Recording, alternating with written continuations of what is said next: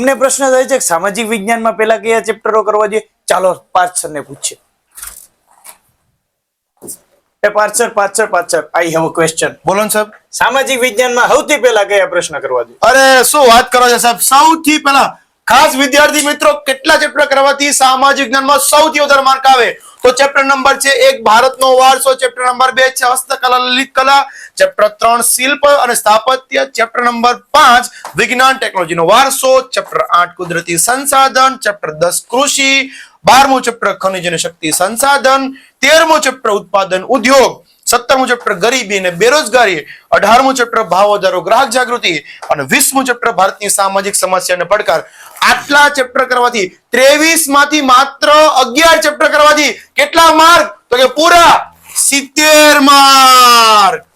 તો આવી ટિપ્સ અને ટ્રીક માટે અમારી ચેનલને ખાસ સબસ્ક્રાઇબ કરી દો.